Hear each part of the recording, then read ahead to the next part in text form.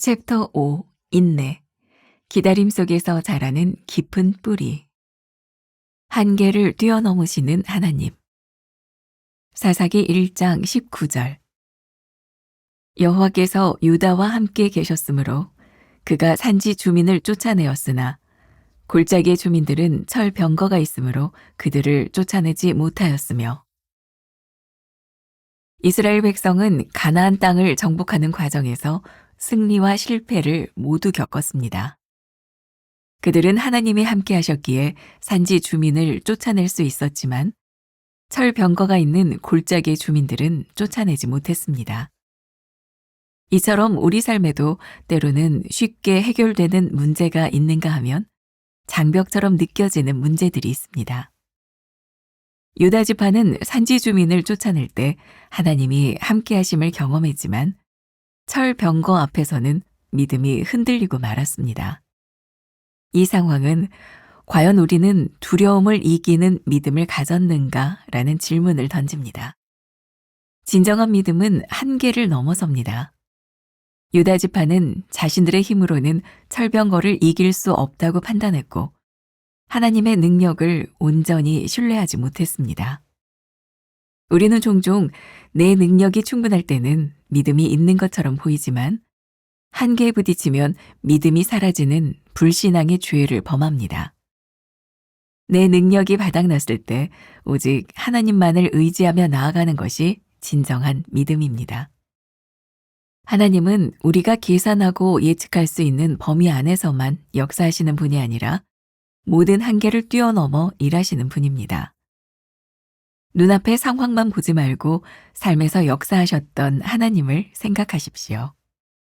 하나님은 이스라엘 백성에게 가나안 땅을 넘겨주겠다고 이미 약속하셨습니다. 하나님의 분명한 약속이 있었으므로 그들은 하나님을 의지하고 전쟁에 나가 싸워야 했습니다. 싸우지 않으면 실패도 승리도 없습니다. 가장 큰 죄악은 영적인 게으름, 즉 두려움 때문에 아무것도 하지 않는 것입니다. 하나님은 우리가 믿음으로 나아갈 때 역사하십니다. 즉 우리가 믿음으로 행동하기 시작할 때 비로소 하나님의 능력이 드러나고 승리의 문이 열립니다. 능력의 한계에 부딪힐 때 나는 하나님을 의지합니까? 하나님은 모든 한계를 뛰어넘어 일하시는 분임을 믿습니까? 믿음으로 나아갈 때 하나님의 능력이 나타남을 믿습니까? 오늘은 하나님의 손길 124번째 이야기입니다. 한계를 뛰어넘으시는 하나님. 한계를 뛰어넘으시는 하나님. 오늘 말씀은 한 15, 16년 전 제가 믿음으로 항해하라 라고 하는 그런 변화산 주제를 가지고 나눴던 말씀이에요. 그 당시에 큰 배를 이렇게 만들어 놓고 우리들이 믿음으로 항해합시다 했던 기억이 납니다. 어떻게 우리들이 믿음으로 우리들의 삶의 여정을 항해하며 나갈 수 있을까? 문제는 우리들의 삶에 믿음이 작동하는 때도 만나지만 우리의 믿음이 더 이상 작동하지 않는 때도 만나게 된다는 거죠. 그런데 그 믿음이 어떤 믿음이냐? 우리가 할 수 있다고 생각하면 그 믿음이 작동을 하는데 우리들이 할 수 없다고 생각하면 믿음이 작동하지 않는 거예요. 그러고 보니까 이것은 믿음이 아니죠. 제가 몇 번 그런 이야기를 했던 적이 있어요. 우리들이 혼동하는 게 있다. 믿음과 신념. 믿음은 하나님을 믿는 것이고 하나님이 행하시는 것을 믿는 것인데 신념은 내가 할 수 있는 것을 믿는 것이 신념이죠. 오늘 본문 말씀 딱 한 절이죠. 사사기 1장 19절 여호와께서 유다와 함께 계셨으므로 그가 산지 주민을 쫓아내었으나 하나님은 언제나 유다와 함께 하셨어요. 그래서 그 산지 주민을 쫓아냈는데 골짜기의 주민들은 철병거가 있으므로 쫓아내지 못했다. 이게 무슨 이야기예요? 전쟁을 하는데 할 만한 전쟁은 승리를 했고 철병거를 가지고 있었던 그 당시에 철기 문화를 가지고 있었던 블레셋 사람들과는 싸우지 않았다는 거예요. 흥미롭죠. 하나님이 그 땅을 주셨는데 그들이 싸워서 이길 수 있다고 생각하는 족속은 쫓아내고 그들이 싸워서 이길 수 없다고 하는 철병거를 가진 사람들하고는 전쟁조차 하지 않았다는 말이에요. 우리가 잘 아는 찬송가가 하나 있어요. 세상 모든 풍파너를 흔들어. 세상 모든 풍파너를 흔들어 약한 마음 낙심하게 될 때에 내려주신 주의 복을 세어라. 주의 크신 복을 내가 알리라. 받은 복을 세어 보아라. 크신 복을 내가 알리라. 받은 복을 세어 보아라. 주의 크신 복을 내가 알리라. 세상 모든 풍파너를 흔들어. 굉장히 흥미로운 생각이 들어요. 이스라엘 백성들이 가나안 땅에 들어가서 정복해 나갈 때 세상 모든 풍파너를 흔들어. 사실은 철병거를 가지고 있었던 그들과 싸워야 될 때도 그들이 생각해야 됐던 것은 뭐냐면 하나님께서 우리와 함께 하셨던 크신 복이에요. 근데 우리들은 참 신기해요. 큰 적을 만나면 내 신념을 넘어서는 것을 만나면 그 하나님을 자꾸 잊어버리게 된다는 거죠. 그래서 오늘 우리들에게 중요한 게 있어요. 한계를 뛰어넘으시는 하나님을 우리들이 어떻게 기억하는가. 하나님이 보이면 우리들이 그 한계를 뛰어넘는데 하나님이 우리들 눈에 보이지 아니하면 우리들은 우리의 신념 앞에서 넘어질 때가 많이 있어요. 오늘 우리들에게 필요한 게 뭘까요? 여러분들의 삶의 한계 가운데서 하나님이 보였으면 좋겠다. 아니, 보이지 않는 하나님을 우리들이 볼 수 있도록 기도해야 되겠다. 이런 질문을 한번 던져볼게요. 우리는 기도해서 믿음이 생기나요? 믿음이 있어야 기도할 수 있나요? 맞는 것 같기도 하고, 사실 믿음이 있어서 우리들이 기도하는 것 맞지만 믿음이 생기지 않을 때 우리들이 기도해야 될 때인 거예요.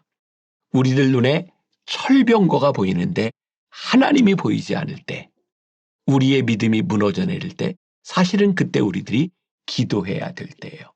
이 믿음에 대한 설교를 하면서 원고에 제가 그런 글을 적었던 기억이 나요. 우리의 믿음이 있어서가 아니라 우리의 믿음이 생기지 않을 때 두 손을 불끈 쥐고 하나님께 기도해야 될 때다. 우리의 믿음이 생기지 않아서 우리들이 흔들릴 때 대충 기도하는 것이 아니라 두 손을 불끈 쥐고 우리들이 하나님 앞에 기도해야 될 때다. 아마 이 이야기도 제가 성공을 디자인하라 라고 하는 책을 번역할 때 제가 썼던 번역한 그 예화 가운데 하나 제가 여러 번 사용했던 이야기라 여러분들 중에 알고 있는 사람이 있을지도 몰라요. 거의 지금부터 70년이 넘은 일이네요. 영국 해협을 헤엄쳐서 왕복한 선수 중에 플로렌스 체드윅이라는 사람이 있었어요.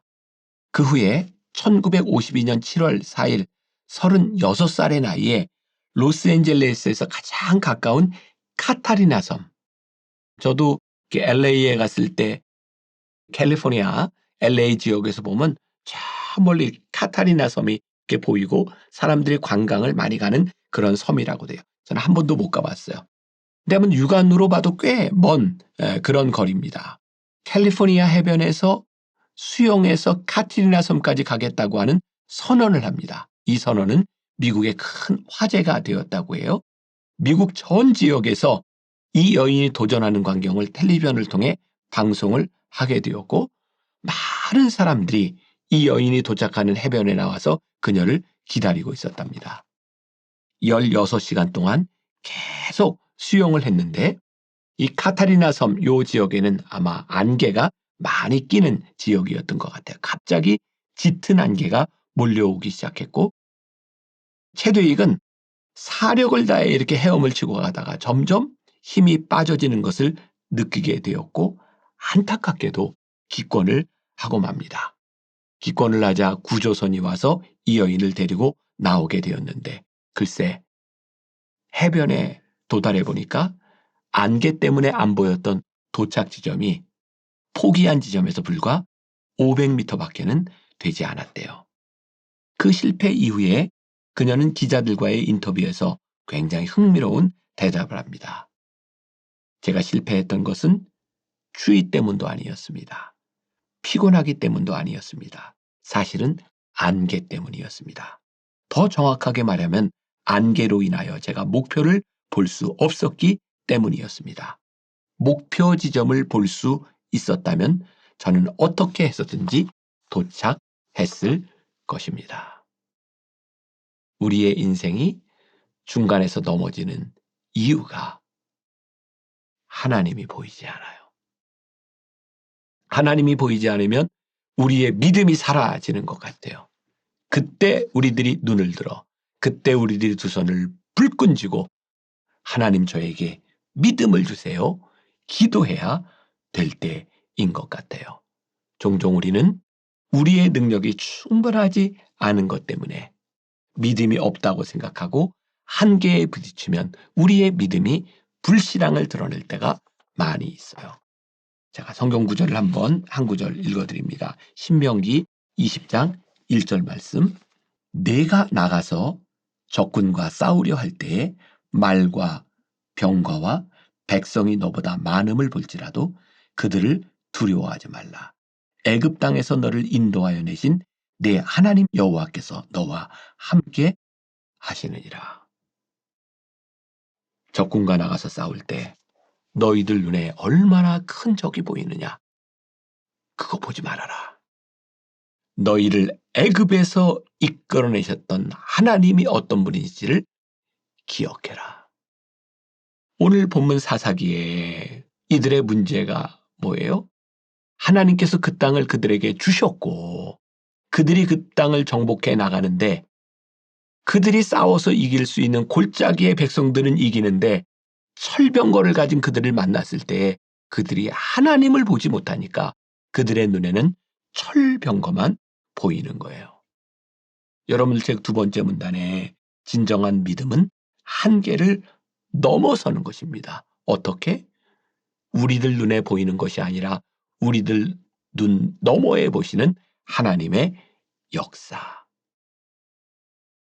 우리 시작할 때 불렀던 찬송이 있죠. 세상 모든 풍파 너를 흔들어 약한 마음 낙심하게 될 때에 내려주신 주의 복을 세어라.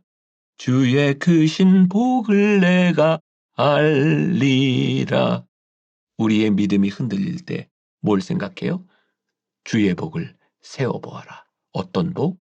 너희와 함께 하셨던 하나님의 복. 이게 뭐예요? 간증이에요. 이게 뭐예요?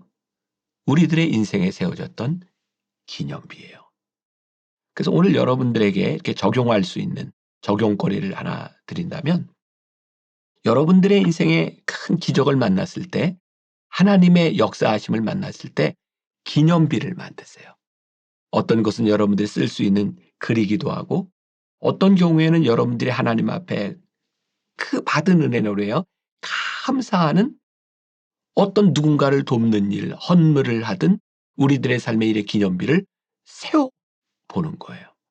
그리고 우리들이 힘들 때 우리들의 눈에 큰 적을 만났을 때 복을 세워보는 거예요.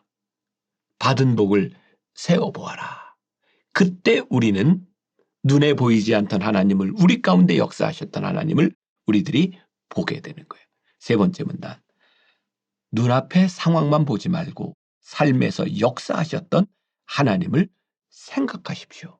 이게 뭐라고요? 기념비. 이것이 우리들의 간증이라고요. 지금 이스라엘 백성들이 사사기에서 그들이 했던 전쟁은 어떤 전쟁이었을까요? 지금 이스라엘 백성의 관점과 하나님의 관점이 다른 것 같아요. 이스라엘 백성들은 이기려고 싸우고 있는데 하나님께서는 이미 이겨놓은 싸움을 싸우라고 말씀하세요. 왜? 하나님께서 이미 그 땅을 그들에게 축복으로 주셨는데 이미 다 이겨놓은 싸움을 그들은 이기려고 하니까 힘이 드는 거죠. 우리들의 삶의 간증, 하나님이 함께 하셨던 것을 기억하며 오늘 여러분들의 싸움이 이기려는 싸움이 아니라 이겨놓고 싸우는 싸움이 되기를, 그때 우리의 한계를 뛰어넘는 하나님과 함께 승리할 수 있으리라 확신합니다. 기도하겠습니다. 오늘 우리와 함께 하시는 하나님, 우리의 부족한 가운데 한계를 뛰어넘게 하시는 하나님을 고백합니다. 그 하나님 붙들고 이기려고 싸우는 사람들이 아니라 이겨놓고 싸우는 믿음의 고백이 있게 하여 주옵소서. 예수님의 이름으로 기도했습니다. 아멘.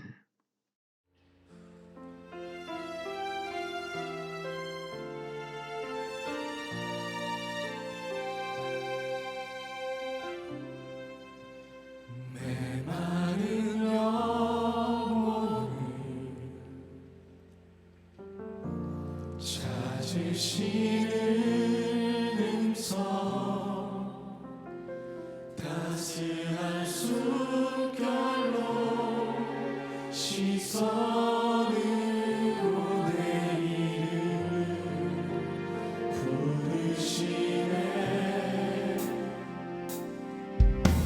시린 세상 속에 홀로 서 있던 나 비로소 느끼네. 그의 손이 항상 나를 붙드셨네. 보이지 않는 손 날 이끄시니 찾는 자의 능력, 하나님의 손길. 내 능력이 아닌 오직 하나님의 능력, 그의 손으로 인도하네.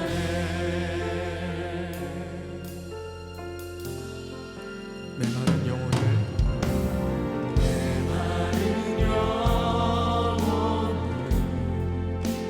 찾으시는 음성, 따스한 숨결로 시선으로 내 이름을 부르시네. 시린 세상 속에 홀로 서 있던 나 비로소 느끼네. 그의 손이 항상 나를 붙드셨네.